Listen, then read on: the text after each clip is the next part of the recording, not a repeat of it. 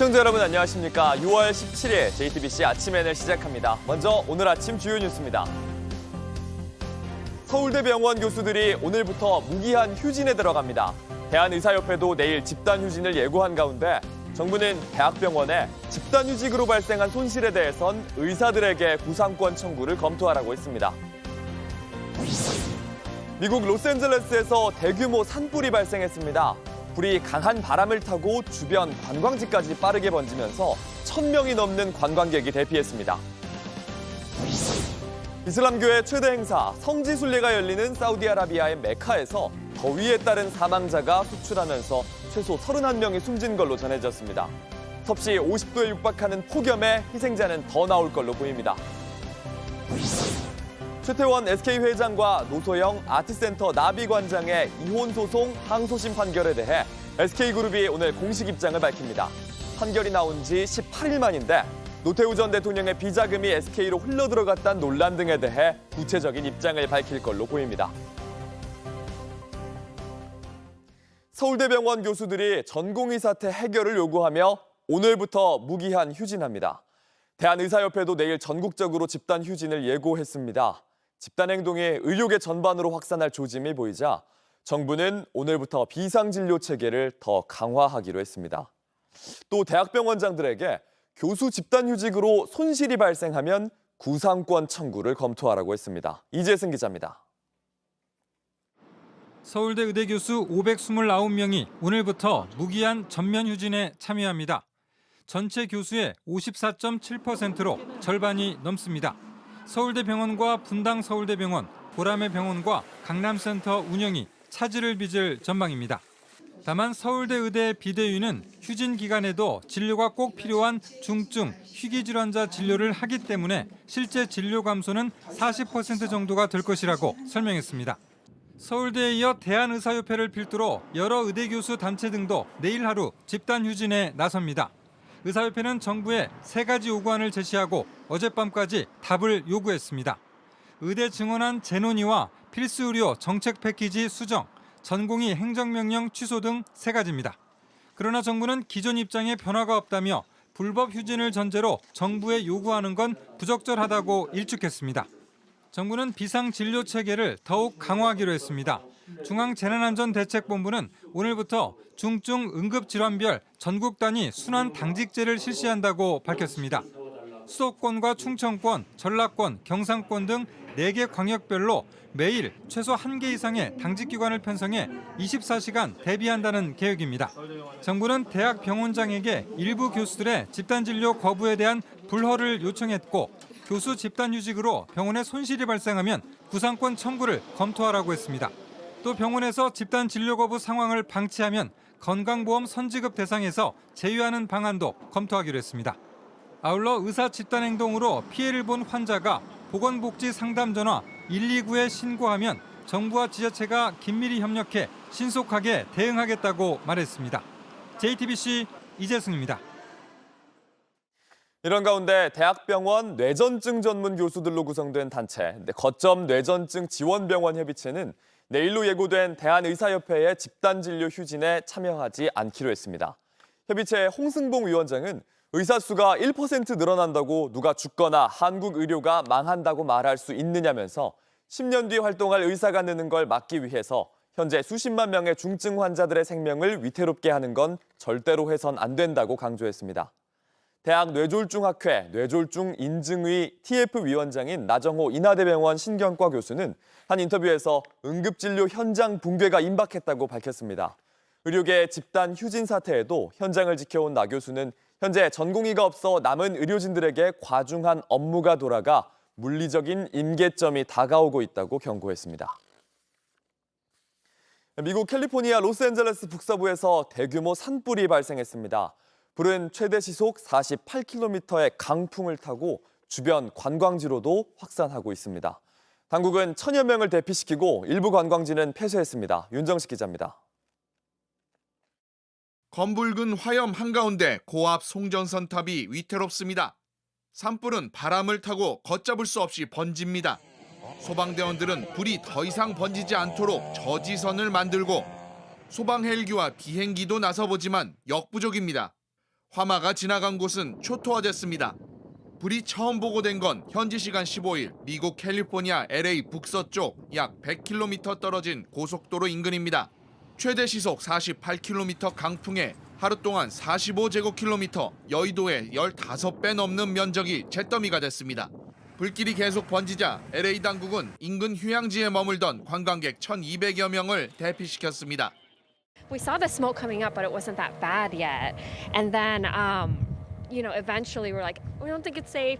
And then it became like a 10, 20% chance. And then eventually the sheriff was just like, you guys gotta go. 이번 산불로 아직 인명피해는 보고되지 않았습니다. 정확한 화재 원인은 아직 파악되지 않았지만 미국 기상청은 불이 나기 하루 전 고온 건조한 날씨로 주말 동안 해당 지역 화재 위험이 매우 높다고 경고했던 것으로 파악됐습니다. 지금부터는 바람과의 싸움입니다. Winds are probably going to be the biggest factor in battling this blaze. We're going to have gusts as high as 60 miles per hour, but that would not be a constant. Mostly, we're going to say an average of about 24 mile per hour winds. 여기에 LA 북동쪽에서도 산불이 추가로 발생하는 등 최근 미국 서부 지역은 고온 건조한 날씨에 강풍까지 불면서 원인 모를 산불 위험성이 매우 높아진 상태입니다. JTBC 윤정식입니다. 이슬람교 최고 행사인 메카 성지 순례가 열리고 있는 사우디아라비아에서 더위로 인한 사망자가 속출하고 있습니다. 튀르키예 국영방송은 자국민 17명이 숨졌다고 전했고 요르단 외무부 영사국도 14명의 자국민이 사망하고 17명이 실종됐다고 밝혔습니다. 섭씨 50도에 육박하는 폭염이 계속되는 가운데 허가받은 공식 참가자 외에도 수십만 명의 참가자가 더 있어서 사우디 당국은 파악되지 않은 희생자가 있을 걸로 추정하고 있습니다. 세기의 이혼으로 불린 최태원 SK 회장과 노소영 아트센터 나비관장의 이혼 소송 항소심 판결에 대해 SK그룹이 오늘 공식 입장을 밝힙니다. 판결 과정에서 공개된 노태우 전 대통령의 300억 원 비자금 등 여러 논란에 대한 설명과 상고 사실을 공식화할 가능성도 나옵니다. 최 회장은 참석하지 않을 걸로 보이는데요. 앞서 반드시 진실을 바로잡겠다고 밝히기도 했습니다. 강희연 기자입니다. 최태원 회장과 노소영 아트센터 나비관장의 이혼 소송에 대해 SK그룹이 공식 입장을 발표합니다. 지난달 30일 항소심 선고 후 18일 만입니다. 발표는 이영희 SK스펙스 추구협의회 커뮤니케이션위원회 위원장이 맡습니다. 앞서 항소심 재판부는 최 회장이 노 관장에게 재산분할금 1조 3,808억 원과 위자료 20억 원을 지급하라고 판결했습니다. 특히 노태우 전 대통령의 300억 원 비자금과 정경 유착 등을 명시했습니다. 노 전 대통령의 부인 김옥숙 여사가 보관해온 약소가음과 메모 등을 근거로 노 전 대통령의 자금 300억 원이 최 회장의 선친인 최종현 전 회장에게 흘러들어갔고 SK그룹의 성장에 상당한 역할을 했던 겁니다. 이 위원장은 이런 논란에 대해 구체적인 입장을 밝힐 걸로 보입니다. 또 상고하겠다고 밝힌 만큼 상고장 제출 사실을 공식화할 가능성도 있습니다. 최 회장은 이날 발표에 참석하지 않을 예정인 것으로 알려지지만 깜짝 등장할 가능성도 배제할 순 없습니다. 앞서 최 회장은 지난 3일 항소심 판결 직후 긴급회의에 참석해 SK가 성장해온 역사를 부정한 이번 판결에 유감을 표하지 않을 수 없다며 SK와 구성원 모두의 명예를 위해서라도 반드시 진실을 바로잡겠다고 강조한 바 있습니다. 한편 SK 측이 서울 종로 SK사옥에서 노 관장의 미술관을 비워달라며 낸 퇴거 소송 결과도 오는 21일 나옵니다. SK 측은 노 관장 측이 사옥을 무단 점유 중이라고 주장하는 반면 노 관장 측은 미술관 근로자들의 이익을 고려해 퇴거는 어렵다는 입장입니다. JTBC 강연입니다. 81살 바이든과 78살 트럼프가 맞붙는 미국 대선에선 여전히 나이를 둘러싼 공방이 치열합니다. 트럼프 전 대통령은 바이든 대통령의 정신건강을 문제 삼다가 자신의 주치의 이름을 틀려서 오히려 체면을 구겼습니다. 워싱턴 김필규 특파원입니다. 미국 디트로이트에서 열린 한 보수단체의 행사입니다. 트럼프 전 대통령은 연설 내내 바이든 대통령이 너무 늙었다고 공격했습니다. Yet Joe Biden has no plan. He's got absolutely no plan.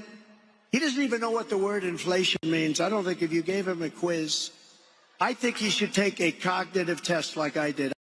지난주 이탈리아에서 열린 주요 7개국 정상회의에서 나온 영상을 가지고도 문제 삼았습니다. 스카이다이빙 시범 행사장에서 바이든 대통령이 다른 정상들과는 떨어져 혼자 방황하는 듯한 모습이었습니다. 트럼프 전 대통령은 나무를 보려고 돌아선 모양이라며 조롱했습니다. 그러면서 자신은 건강하다고 과시했습니다.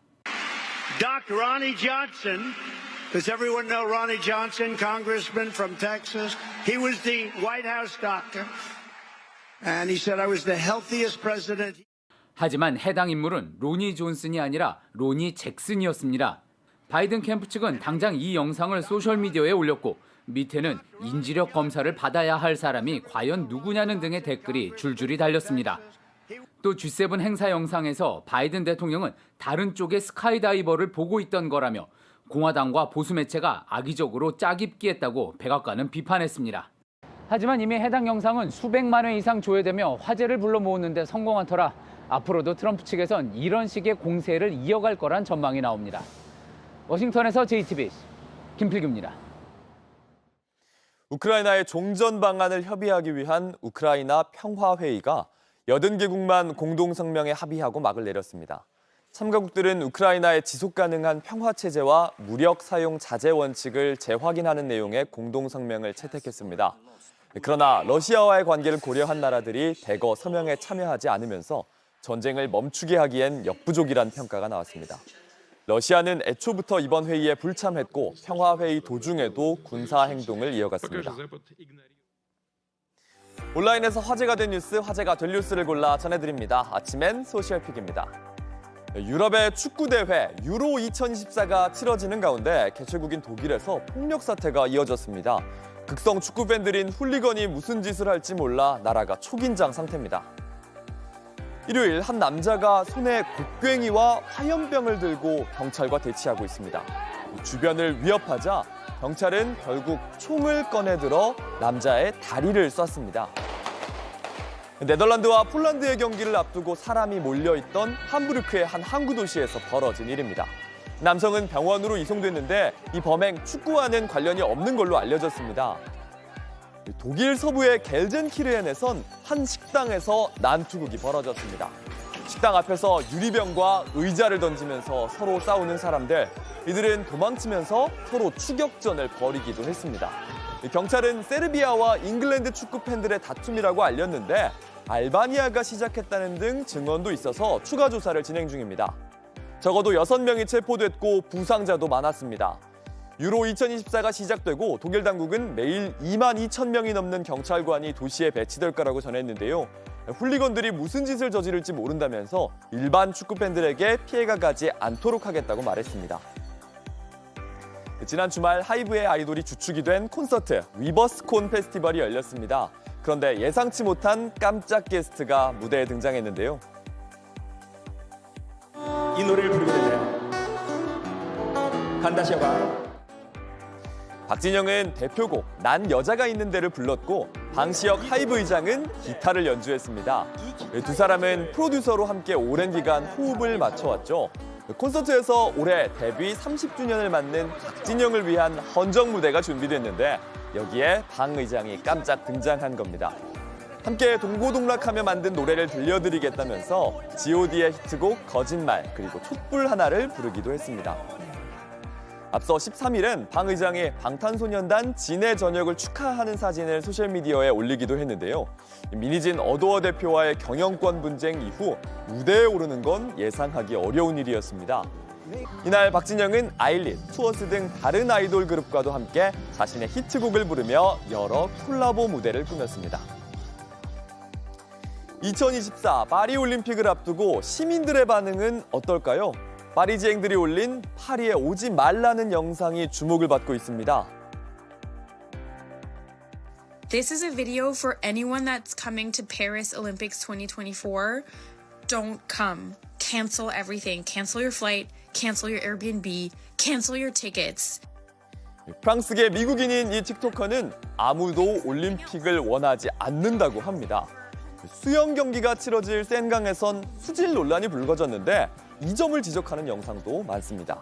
또 다른 영상에선 올림픽을 개최할 완벽한 준비가 됐다는 나레이션과 함께 오물로 덮인 강의 모습을 비추며 비꼬았습니다.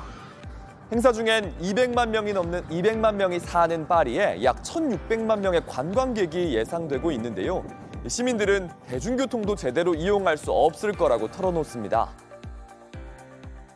People to use different lines, which is like, that doesn't even make sense. If I live in a certain area and I'm trying to get to a certain area, I can't just take any metro line. 세계 최대의 스포츠 행사를 앞두고 나온 주민들의 오지 마 이런 메시지들, 높아진 물가와 불안해진 안전에 대한 불만으로 보입니다.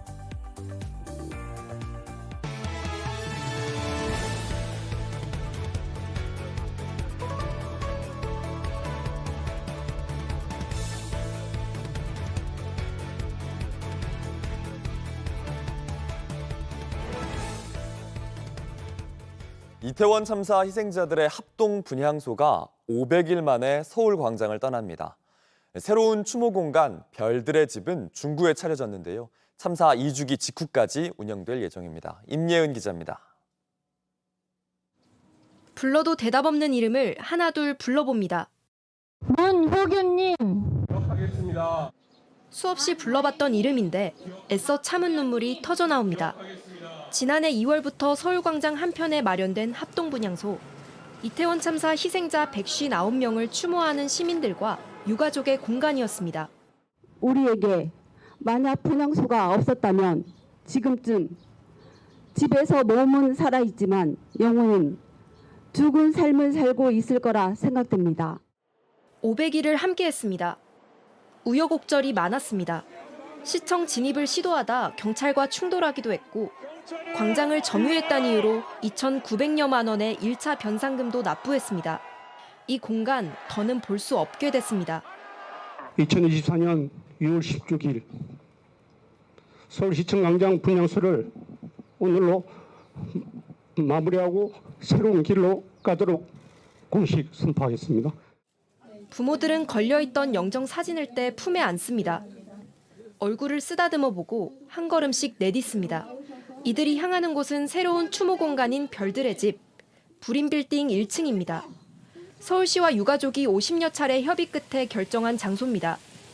우리가 지금까지 싸워서 만들어낸 특별법이 제대로 실행될 수 있도록 우리 모두 다 같이 싸워나가는 그런 공간이 되었으면 합니다. 별들의 집은 참사 2주기 직후인 11월 2일까지 운영됩니다. 이후엔 특별법에 따라 국가가 마련하게 될 또 다른 추모 공간으로 옮겨질 예정입니다. 분향소는 옮겼어도 변하지 않는 건 단 하나. 책임자 처벌과 진상규명이라는 유가족의 바람입니다. JTBC 임예은입니다. 대통령실이 종합부동산세를 사실상 폐지하는 내용의 세제 개편 방안을 구체적으로 밝혔습니다. 상속세도 면제 대상을 확대하고 30% 수준으로 크게 깎기로 했는데요. 이한주 기자가 전해드립니다. 대통령실이 내놓은 세제 개편 핵심은 종합부동산세와 상속세 대대적 수정입니다. 성태윤 대통령실 정책실장은 KBS에 출연해 큰 틀에서 종부세를 폐지하고 상속세도 국제 기준에 맞추겠다고 밝혔습니다. 종부세의 경우 기본 공제 금액을 올려 면제 대상을 추가로 늘리는 방안이 유력합니다. 또 다주택자라도 주택 가격이 아주 높지 않으면 면제 대상에 포함합니다. 서울 강남 3구의 초고가 아파트 보유자만 종부세를 물게 되는 겁니다. 종합부동산세도 지금 중요한 문제 중에 하나가 재산세를 내고 있는데 여기에 종합부동산세를 하는 거기 때문에 그렇죠. 이중과세 문제가 실제 존재하거든요. 그래서 이제 아주 초고가를 제외하고는 이제 이 이중과세 문제를 좀 덜어드리는 게 필요하지 않나 생각이 들고. 상속세에 대한 전면 개편도 예고했습니다. 면제 대상을 확대하고 60%에 달하는 최고 세율도 절반 가까이 낮추는 방안입니다. 성 실장은 아파트 한 채를 물려받는데 과도한 상속세를 내는 것은 문제가 있다며 최고 세율 역시 OECD 기준에 맞춰 30% 내외까지 낮출 필요가 있다고 지적했습니다. 다만 이번 세제 개편이 순조롭게 추진될지는 미지수입니다. 더불어민주당 내부에서도 종부세 부담을 덜어줘야 한다는 목소리가 나오지만 여전히 다수는 세수 감소 등을 이유로 폐지를 반대하기 때문입니다. 여기에 최근 들썩이는 집값도 변수입니다. 정부는 의견 수렴을 거쳐 다음 달 세법 개정안에 구체적인 방안을 담을 예정입니다. JTBC 이한주입니다. 휘파람, 뻐꾸기라는 이름의 북한 자동차 이름 들어보셨나요? 최근 한 유튜브 채널에선 북한의 전기차가 공개됐습니다. 전기차의 이름은 북한 스마트폰의 이름과 같은 마두산입니다. 해외 차를 수입해 팔고 있는 걸로 보입니다. 김재현 기자입니다. 검정색 차량이 평양 거리를 질주합니다. 빗길을 달려 도착한 곳은 자동차 전시장. 차량 앞뒷면엔 마두산 전기자동차라고 적혀 있습니다. 최대 주행거리는 720km라고 소개합니다. 최근 북한 관련 유튜브 영상에 등장한 전기차입니다. 이 영상은 대외 무역업체인 마두산 경제연합회가 해외 자동차 업체에서 전기차를 수입하고 판매하는 사업을 활발하게 하고 있다고 전했습니다. 전기차를 해외에서 수입해 북한 내에서 판매하는 것으로 추정됩니다. 북한에서는 최근 전기차에 대한 관심이 높아지는 걸로 전해집니다. 지난해에도 평양 화성거리에서 마두산 전기자동차 전시장을 연 바 있습니다. 또 대중교통에 전기차를 활용하기 위한 연구가 진행되고 있다는 분석도 나왔습니다. 다만 자동차 관련 수입 판매 사업은 대북제재 위반 소지가 있어 성과를 내기 쉽지 않아 보입니다. JTBC 김재현입니다. 주말 동안 LG와 롯데는 1점 차 치열한 승부를 치렀는데요. 일요일엔 5점 차 대역전극이 나왔습니다. 기아는 김도영의 시즌 17번째 홈런으로 KT와의 3연전에 싹쓸이 승리를 거둬서 선두를 지켰습니다. 주말 프로야구 소식 오늘의 야구에서 전해드립니다. 김도영의 침공이 우익수 방면으로 뻗어나갑니다. 로하스가 쫓아가 보지만 잡을 수 없는 곳에 떨어지는데요. 김도영의 시즌 17호 홈런입니다. 한 점 차로 앞선 9회에 터진 이 홈런으로 KT의 3대1 승리를 거둔 기아는 주말 3연전을 모두 쓸어 담아 선두를 지켰습니다. 황동아가 5이닝 1실점으로 시즌 3승째를 챙겼고 이유성이 5타수 4안타, 결승 1타점으로 팀 승리를 이끌었습니다. 롯데와 LG의 잠실 경기는 이틀 연속 한 점 차 승부가 펼쳐졌습니다. 토요일 롯데의 한 점 차 아쉬운 패배를 당한 LG가 일요일에는 서력에 성공했는데요. 3대8로 뒤지던 8회 말 안타 5개로 석점을 따라간 LG. 9회 말 2점을 더해 동점을 만들더니 연장 10회 말 신민재의 끝내기 희생플라이로 9대8 대역전승을 거뒀습니다. 롯데의 2승 1패 위닝 시리즈를 기록한 LG는 하루 만에 2위로 복귀했습니다. 창원에서는 NC가 끝내기 승리를 거뒀습니다. NC가 3대4로 뒤지던 9회 말 손아섭이 삼성의 마무리 오승환을 상대로 동점 적시타를 쳤고 이어진 만루 기회에서 서우철이 밀어내기 볼넷을 얻어내 주말 3연전 위닝 시리즈를 기록했습니다. 대전에서는 한화가 외국인 투수 바리아의 호투로 SSG를 4대1로 꺾었습니다. 바리아는 6이닝 무실점 3진 8개로 김경문 감독의 홈 첫 승리를 안겨주었고 한화는 7위로 올라섰습니다. 오늘의 야구였습니다. 날씨입니다. 오늘도 전국이 맑은 가운데 무더위가 이어집니다. 낮 최고 기온은 서울이 30도, 광주와 대구 31도, 강릉이 33도까지 오르는 등 어제와 비슷하거나 조금 높겠습니다. 강한 햇볕 탓에 체감 온도는 이것보다 더 오르겠습니다. 이번 주 내내 예년보다 더운 날씨가 이어질 전망입니다. JTBC 아침엔을 마칩니다. 내일도 7시 반에 아침을 열겠습니다. 시청해주셔서 감사합니다.